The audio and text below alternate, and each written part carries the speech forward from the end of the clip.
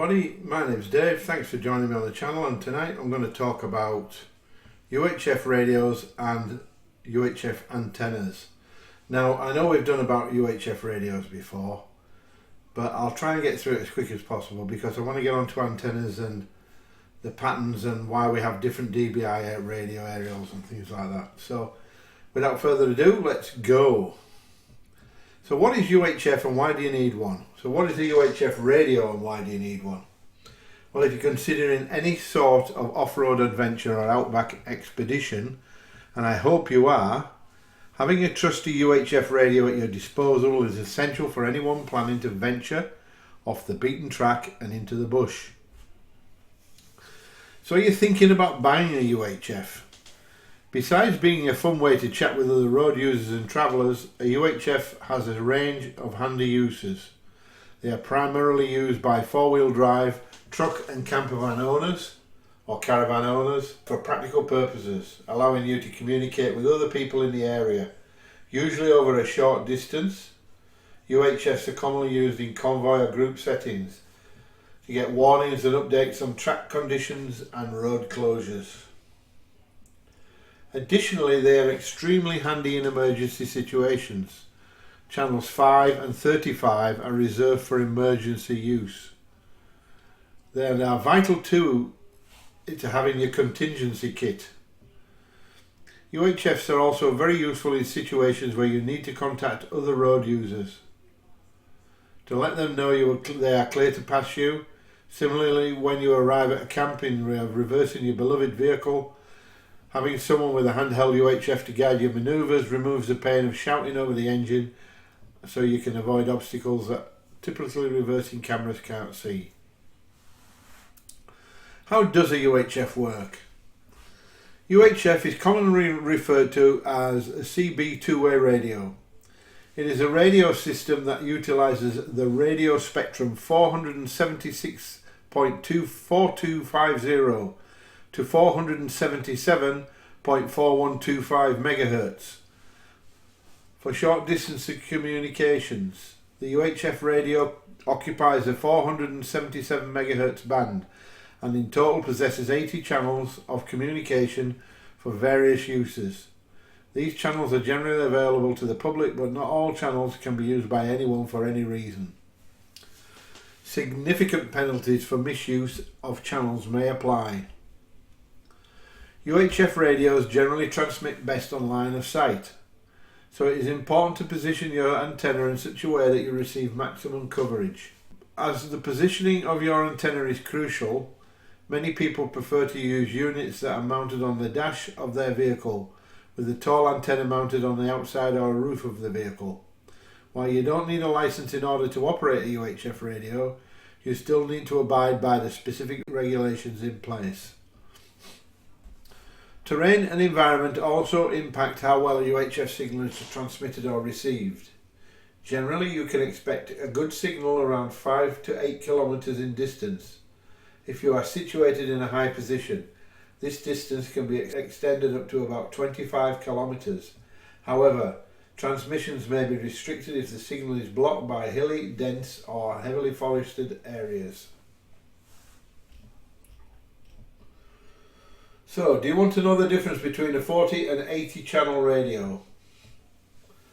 In 2011, the bandwidth was split in two from 25 kHz to 12.5 kHz, doubling the number of UHF channels from 40 to 80. Obviously, the main difference is that one has 40 channels available and the other has 80. While both the 40 channel and 80 channel UHF use the 476.4250, 477.4125 MHz radio spectrum, the 40 channel radio is a wideband radio expecting a signal of 25 kHz, while the 80 channel radio is a narrowband expecting a signal of 12.5 kHz. Do 40 and 80 channel radios work together? Simply put, well, yes they do. An 80 channel UHF can communicate with someone who has a 40 channel UHF using the first 40 channels, of course, and vice versa.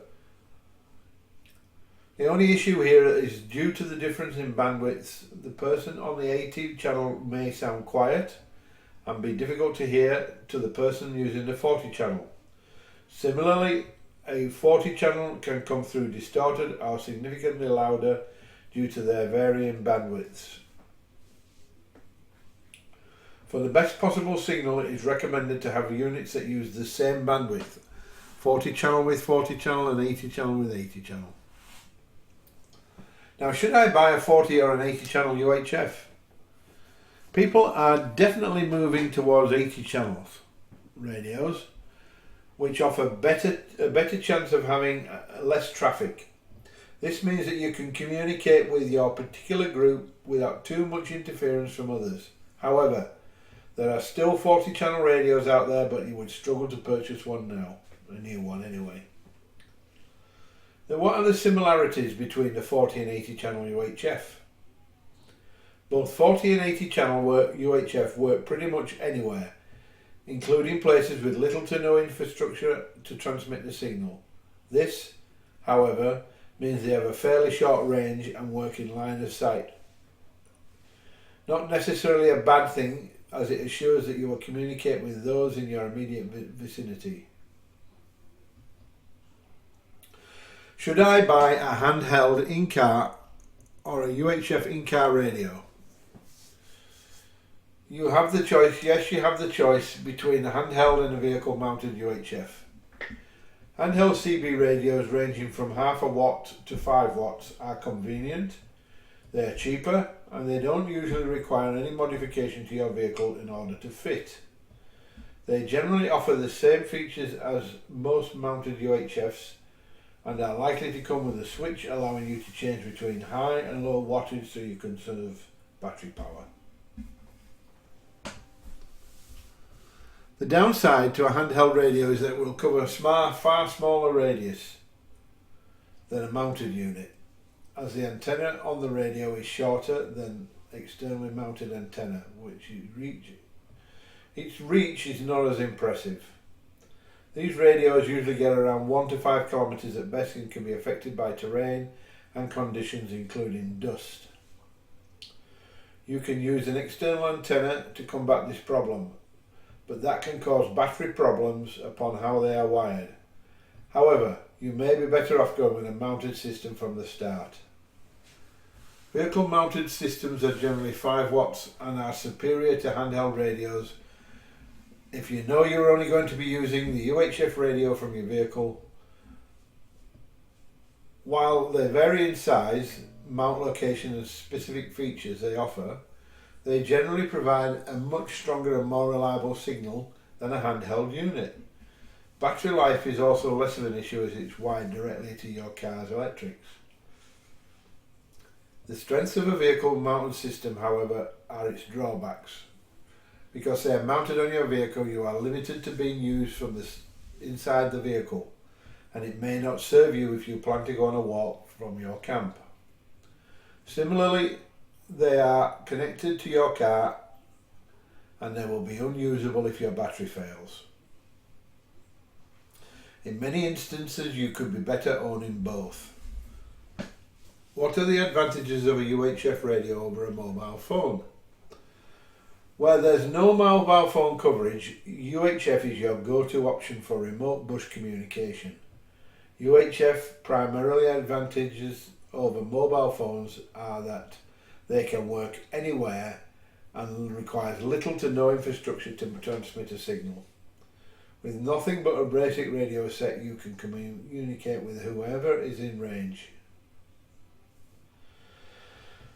What is UHF Radio Etiquette? The first thing to understand about UHF radios is that all communications on every channel are public. Anyone within range can hear you and join in your conversation. For the most part, users are well behaved and respect the rules, but there will always be exceptions. A few things to remember when using a UHF radio. Always listen before transmitting, as the channel may be in use by other persons. Wait 1 to 2 seconds after you push the microphone button in before talking. This ensures that those listening do not miss the first part of your message. Try to leave a 3-second break between overs. This allows other people to put in a breaker. The breaker may only be to add comments to the discussion, or it may be because of an emergency situation. Always remember that channel 35 and channel 5 are strictly for emergency communications. Emergency services monitor channel 5 for requests for help. Once communication is established, the best practice is to move on to another general channel to free up the emergency channel. Another important thing is that over and out should never be used in this context. Over means you are passing on the chance to speak to another person. Out means you are finished speaking and don't want to reply. Over and out is a contradictory statement. You are basically saying, speak back but I don't want to hear it. What UHF channels are available and which should I use? Well, there's a list of channels here and I shall put these up on the screen. Now, there's a note at the bottom here. Misuse of the emergency channels 5 and 35 can carry a severe penalty, including general misuse, 2 years imprisonment, otherwise a $165,000 fine. They can issue $220 on-the-spot fines, can be issued in minor cases. And the charge for interference of an emergency call is 5 years imprisonment, otherwise $550,000 fine. The best solution to that is do not go on those channels unless it's emergency. What is duplex mode?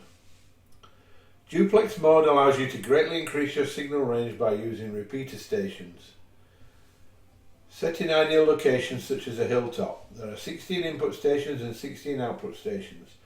The fixed position station forwards the signal it receives from the repeater to input station on channels 31 to 38 and it puts them on output of channels 71 to 78.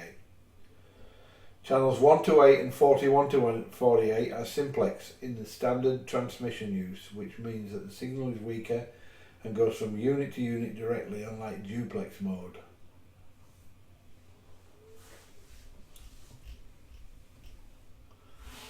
Okay, let's talk about antennas. When buying an antenna, customers will often look for the most gain they can get, thinking that the high gain will surely give them the best transmit and receive range possible. However, the local terrain and other factors in their surrounding area can mean that the high gain is in fact not the best choice. Actually, the higher gain is more susceptible to the antenna signal obstruction and interference such as hills, buildings or trees. So here's a guide as to what different radiation patterns look like and where different levels of gain will be your best solution. So high gain, 11.1, 8.1, 9, 10, something around there. High gain antennas take all of the inputted signal and transmit it along the horizontal plane in a tight narrow beam. Yes, the pros are that the signal does travel further. This is a definite advantage in areas where the terrain is quite flat, provided there is a few trees or buildings in the signal path. Cons are a narrow high gain signal will be obstructed by hills, trees and buildings, so in mountainous country or around dense city areas high gain is not for you. Signal dropout will be frequent. Medium gain, 6.1, 6.5, 5.1, 7, somewhere around about there. A medium gain antenna redistributes some of the signal that would have been sent vertically up and down and pushes it along a horizontal plane. This causes the signal to travel further but still fairly wide beam. Pros are the signal is less likely to be blocked by hills and tall buildings, making a medium gain antenna the best choice for those in suburban areas and the larger rural towns. Cons, although medium gain does not deliver the distance increase, transmit and receive range will not compare to a high gain antenna.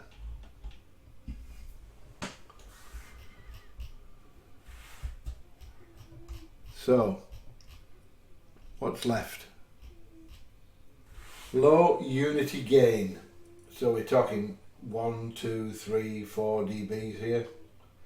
Unity gain simply means that the antenna pattern radiates in all directions equally, like a ball. The broad omnidirectional signal gets around and over buildings, high hills in valleys and trees. Therefore, a low gain antenna is actually the best choice for those living in high-rise cities or out in bushy and hilly country, like the high country. Transmit and receive range will be greatly limited, reducing in comparison to medium gain antennas. And then I've got a picture. So that's about it, guys and girls.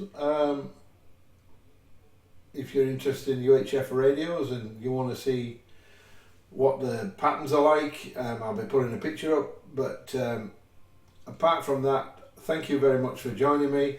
I'll see you on the next video, and don't forget to like and subscribe. Thank you very much. Bye now.